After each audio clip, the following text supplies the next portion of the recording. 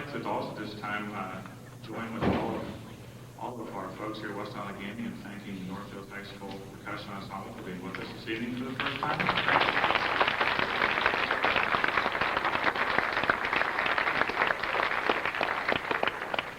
In addition to congratulating this county on a very musical, expressive performance, I'd like to welcome two of my friends and colleagues from North Hills High School music staff who gave of their evening tonight. Who has a free time this time of year, but they gave of their evening to volunteer to come out and hear their students and support them, and it's something that I think we all have to be appreciative of. Please join me in welcoming Director of Bands, Concert Bands, and Jazz Ensembles at High School, Mr. Dave Matthews. Dave.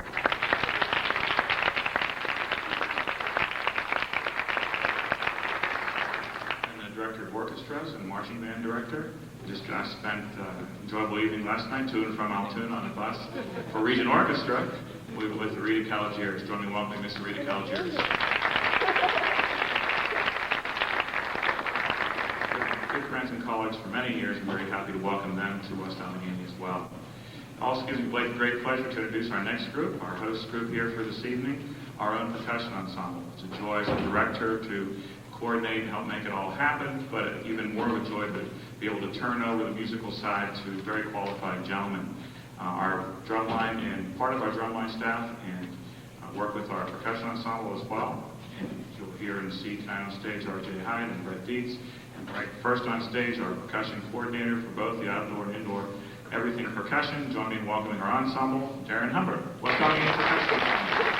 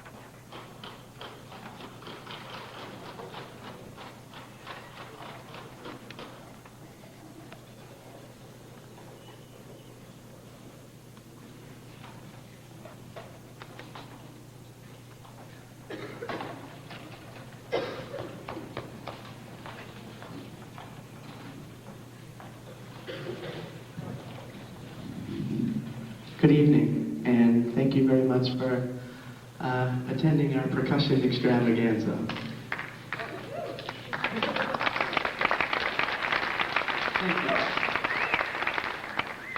My name is Ronald Heid, and I work here with these kids at West Allegheny. It's been a real pleasure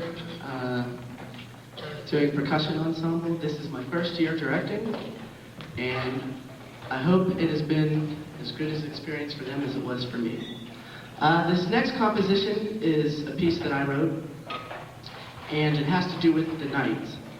And the reason why I picked a topic such as the night is because I find that the mysterious about what can happen in those, for say, 8 to 10 hours. The piece starts off with the clock striking 12. Just a few key points here. Oh, a spotlight. I love a parade. Okay. And it basically goes with dreams. A lot of it has to do with the dreams and what someone could encounter. The piece starts off, like I said, with the clock striking 12, and there's a vast array of mysterious about the first movement. The second movement, the chase, about the dreams where you're just running and you know that something is chasing you, but you don't know what it is, and you sure hope that you don't find out. And the third movement brings to mind something I experienced as a kid, was fear of the night. And you know, like when you're sick and it's like 12 o'clock at night and it, like, 4 hours later it's only 12:03. So that was also out of a personal experience, the fear of the night. And in the end, out of everything that's happening, it's almost like a journey through to happening to this person. At the end, his ears, they start to ring very badly. And what happens is then he wakes up very quickly. And that's the end. And that's more or less, it has to do with something that's never unsolved or never finished. It's always going to go on and on and on because you have the next night and the next night.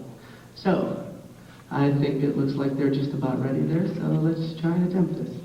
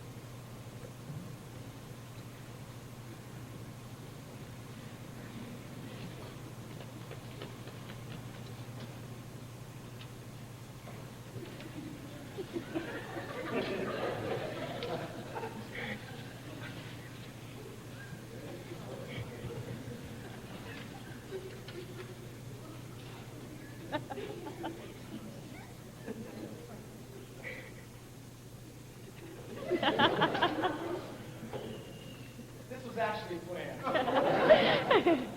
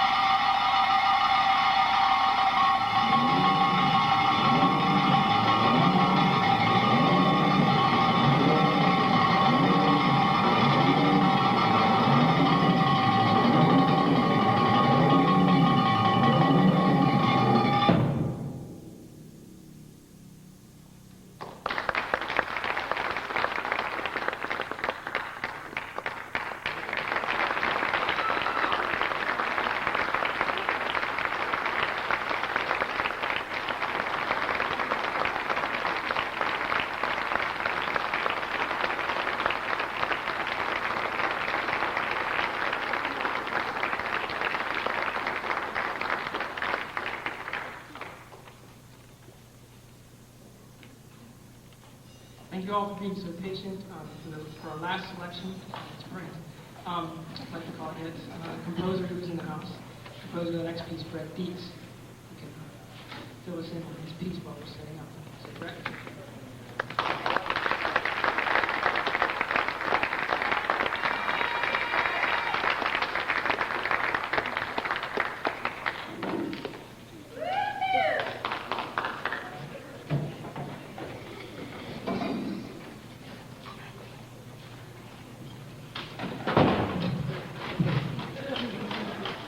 Boy, it's dark. Thank you. Man, on my way over here, I was trying to think of what I was going to say about this piece. I was sitting in the car while Andy Knox was going to the Mac machine, and I thought, you know, I haven't thought of anything to talk about. So I thought to myself, it would be easy to stand up here and talk about myself, because everybody likes to talk about themselves, and I figured that would be fairly easy. But instead, I think I'm going to say a few kind words about these wonderful young people that take up their extra time. This is all extracurricular. This is not a credited course. This is all volunteer, and they're just wonderful, wonderful students, and a great bunch of people that I feel fortunate and blessed to have worked with. So with that, I just wanted to say that, and I don't know if anyone will think that it's okay. I wanted to talk about my piece. This is a piece called Blues for RJ, and in case you haven't met RJ, and everybody has, he's one of my best friends. We've been playing drums together for about 4 years now. We've also written a couple pieces together. We've written a piece for drum set duo, and we've also written a piece for desks. It's called Desktop Drumming, and that was premiered here last year. But anyway, when I first started to compose this piece, it was entitled Flight. And I thought Flight would be a good title and a good thing to try and work on, because I had just gotten off of a plane and I had a rather lengthy discussion with Mr. Leonard, Stanley Leonard, who is in the audience. We had been flying to Kansas City to do a world premiere. And I was just fascinated by the flight. I thought it was really interesting, and I don't fly very often. But I started writing the piece, and the beginning sort of starts, sort of sounds like I had these ideas of engines, sort of firing up and dying down. And the more I got into the piece and the more I wrote, the less it sounded like flight to me. So I don't know, if any, there's a few composers in the audience who can relate to that. Sometimes the ideas come and they're not the ideas you had in mind. But the whole piece is based on a blues scale in C with a few 20th century atonal quirks. So if parts of it sound a little dissonant, that's okay. They're supposed to. I meant that.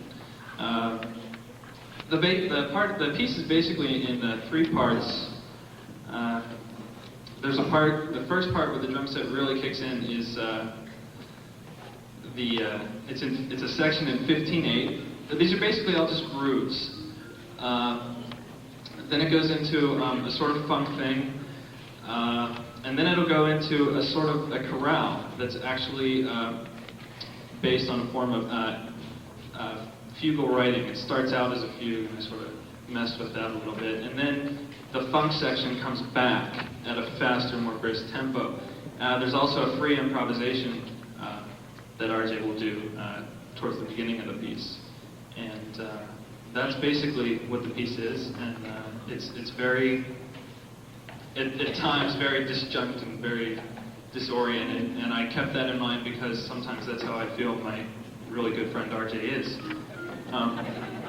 So that's about all I'm going to say about this, and I would like to thank Darren and the West Allegheny Percussion Ensemble for performing my music. It's a great honor, and I feel very privileged. Thank you.